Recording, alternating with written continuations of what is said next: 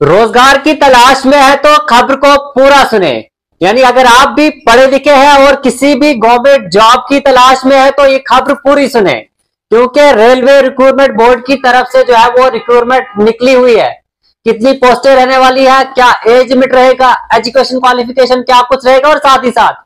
Selection process क्या रहेगा, आप तक पहुंचाने की भरपूर कोशिश करूंगा। आप देख रहे हैं टुडे न्यूज 9 और मैं हूं आमिर मीर। सबसे पहले अगर हम पोस्टों की बात करें, यानी जो कितनी वैकेंसीज है, मैं आपको बताता चलूं 1036 जो है वो वैकेंसीज निकली हुई है। और मैं साथ ही साथ अगर आपको मैं पोस्टों के नाम बता दूं किस किस महकमे में जो है वो पोस्टें निकली हुई है, तो मैं आपको बताता चलूं पीजीटी यानी पोस्ट ग्रेजुएट टीचर, साथ ही साथ टीचर्स की पोस्टें हैं, साथ ही साथ ट्रेंड ग्रेजुएट टीचर, साथ ही साथ scientific supervisor, chief law assistant, साथ पब्लिक प्रोस्पेक्टर, हिंदी ट्रांसलेटर और जूनियर हिंदी ट्रांसलेटर की भी कुछ पोस्ट है, और साथ ही साथ लाइब्रेरियन की भी पोस्टें हैं। म्यूजिक टीचर की भी 3 पोस्टें रहने वाली है। और मैं आपको ये क्लियर कर दूं कि जो फीमेल कैंडिडेट है उनके लिए ये पोस्टें जो है वो है प्राइमरी रेलवे टीचर, साथ ही साथ assistant teacher female junior school, laboratory assistant की 7 पोस्टें रहने वाली है, और लेबोरेटरी असिस्टेंट ग्रेड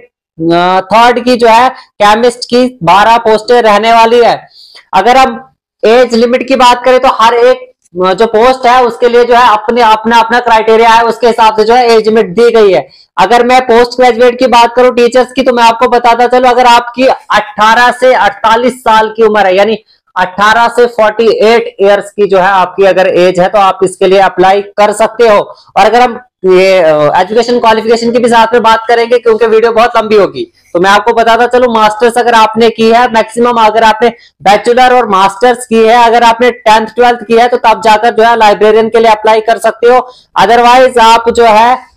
बाकी जितनी भी पोस्टें हैं सबके लिए आपके पास मास्टर्स, बैचलर्स या किसी भी रिकॉग्नाइज्ड यूनिवर्सिटीज या किसी भी रिकॉग्नाइज्ड जो भी आईटीआई कॉलेज है उनसे जो है आपका अगर डिप्लोमा है तो आप इन पोस्टों के लिए अप्लाई कर सकते हो। डिस्क्रिप्शन में लिंक है, ज्यादा वीडियो लंबी ना हो इसलिए मैं आपको बताता चलूं लिंक डिस्क्रिप्शन में है। और मैं आपको ये भी बता दूं जहां आपको पोस्ट जो कैप्शन दिखता है उसी पे क्लिक करके आप जो है वो डिस्क्रिप्शन नीचे मिल जाता है, वहां पे आपको लिंक है। तो मैं आपको बताता चलूं जो पोस्टें जो है टोटल 1036 रहने वाली है, और ग्रेजुएशन और साथ ही साथ मास्टर्स अगर आपने किसी की हुई है तो आप इसके लिए अप्लाई कर सकते हो। और एज लिमिट की अगर बात करें जल्दी मैं आपको बताता चलूं पोस्ट ग्रेजुएट टीचर्स के लिए 18 से 48 साल, ट्रेड ग्रेजुएट टीचर्स के लिए 18 से 48 साल, साइंटिफिक सुपरवाइजर के लिए 18 से 38 साल, और चीफ लॉ असिस्टेंट के लिए 18 से 43 साल, पब्लिक प्रोस्पेक्टर्स के लिए 18 से 35 साल, और साथ ही साथ फिजिकल ट्रेनर इंस्ट्रक्टर के लिए 18 से 48 साल, साइंटिफिक असिस्टेंट के लिए 18 से 38 साल, जूनियर असिस्टेंट हिंदी ट्रांसलेटर के जो है उनके लिए 18 से 36 साल की जो है वो एज रिलैक्सेशन दी गई है, जो है वो 18 से 36 साल की है। स्टाफ एंड वेलफेयर इंस्पेक्टर की जो है वो 59 पोस्टें रहने वाली है, और एज लिमिट की बात करें 18 से 36 साल जो है वो इसकी एज रहने वाली है। और म्यूजिक फीमेल टीचर की 18 से 48 साल, और साथ ही साथ प्राइमरी टीचर की जो है वो 18 से 48 साल। सेम जो है बाकी की सब तमाम पोस्टों की जो है 18 से 48 साल मैक्सिमम पोस्टों की एज रहने वाली है, और कुछ में 18 से 38 साल की है जो कुछ पोस्टों में एज रहने वाली है। और अगर हम फीस की बात करें तो मैं आपको बताता चलूं अगर आप जर्नल, ओबीसी या ईडब्ल्यूएस कैटेगरी से बिलोंग करते हैं तो आपको जो है वो 500 फी जो है वो पे करनी पड़ेगी। और अगर आप एससी, एसटी या ईडब्ल्यूएस कैटेगरी से बिलोंग करते हैं तो आपको जो है वो 250 रुपीज जो है वो फी जो है वो पे करनी पड़ेगी। और साथ में जब आप एग्जाम जो है वो दे देते हो तो आप जो 500 पे करते हो, जनरल और ओबीसी और ईडब्ल्यूएस वाले कैंडिडेट जितने भी है उनको जो है रिटर्न रिफंड रूल्स इसमें है, यानी आपको जो है एग्जाम अटेम्प्ट करने के बाद कुछ टाइम के बाद आपको जो फीस भी जो है वो वापस दे दी जाएगी, और साथ ही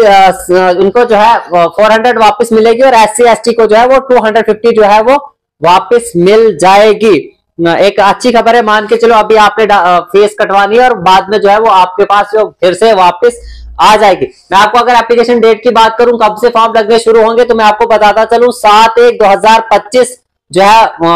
कुछ ही दिनों में जो है वो फॉर्म लगने शुरू होंगे। और आखिरी डेट की अगर हम बात करें तो 6/2/2025 यानी पूरे 1 महीने का जो है वो टाइम पीरियड दिया गया है फॉर्म को फिल करने के लिए। लिंक डिस्क्रिप्शन में है, जल्दी से जाके जो है आप वहीं से जो है अप्लाई भी करो और साथ ही साथ सारी डिटेल्स वहीं से हासिल कर लो। ऐसी ही इंफॉर्मेटिव वीडियोस के लिए आप हमारे यूट्यूब चैनल को सब्सक्राइब करें और साथ ही साथ फेसबुक पेज को फॉलो करना ना भूलें।